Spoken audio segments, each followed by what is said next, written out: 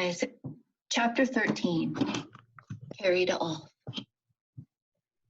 Peter slept for a long time. Finally, he was awakened by a soft rapping on the door of his tree. When he opened his eyes, it was still dark. He felt for his sword. "Who is it?" he asked. There was no answer, only another knock. "I said, who is it?" Still nothing, only silence. Peter was scared, but also excited. He loved adventures, especially ones that placed him in danger. His heart beat very fast. "I won't open unless you speak," he said. "Let me in, Peter," the visitor finally said in a lovely bell-like voice. It was Tinker Bell. Peter quickly unlocked the door, and she flew in, her face flushed and her pretty dress stained with mud.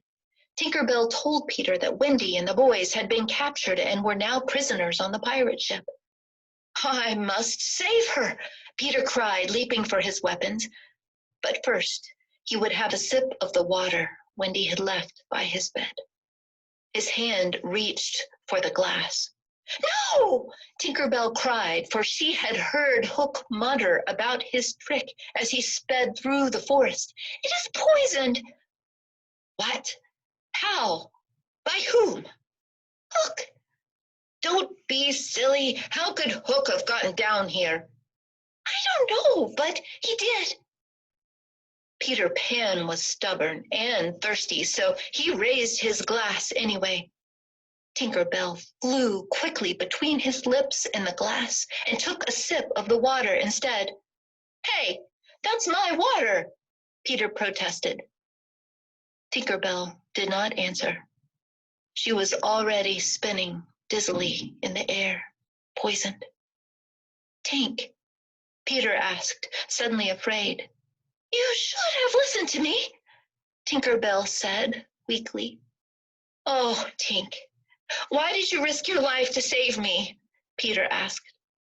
Her wings were weak, but she managed to land gracefully on Peter's shoulder and give his nose one last loving pinch. She whispered in his ear, "Because I love you, you silly donkey."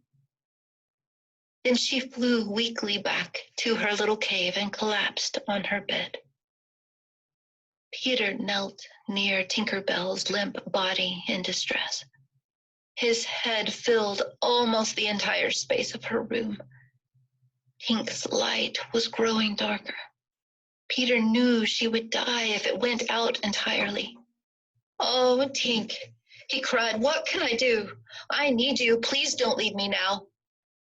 "I think I could get well again if children believed in fairies," Tinker Bell gasped. But there were no children left in the cave. Peter stood up straight and screamed out to all of the children in the universe, to all who might be dreaming about Neverland, boys and girls in their pajamas, safe in their beds, maybe even you. "Do you believe?" he cried, and his question rang throughout the world. Tink sat up weakly in bed and listened, straining to hear her fate. She and Peter thought they heard some voices, but they weren't sure. "If you believe," Peter tried next, "clap your hands. Don't let Tink die." This time they heard their answer. Many children clapping. A few naughty, nasty children hissed, but mostly they clapped. Until, that is, the clapping suddenly stopped, having been hushed by worried mothers who had rushed into bedrooms to find out what all the commotion was about. Nevertheless, that bit of clapping was enough. Tinker Bell was saved. Back to her old self, she didn't even think of thanking the children who believed, although she did want revenge on the few who had hissed. "Now, we must rescue Wendy," Peter vowed. Oh, if only some clapping could work that magic as well. "Yes, yes, We must always think of Wendy, Tinker Bell said glumly. It was a cloudy night, not good weather for flying, so Peter pressed forward on the ground in Indian fashion. He could not help but notice that the island was strangely quiet, as though it were still in shock from the recent battle. As Peter walked, he looked for things the boys might have dropped.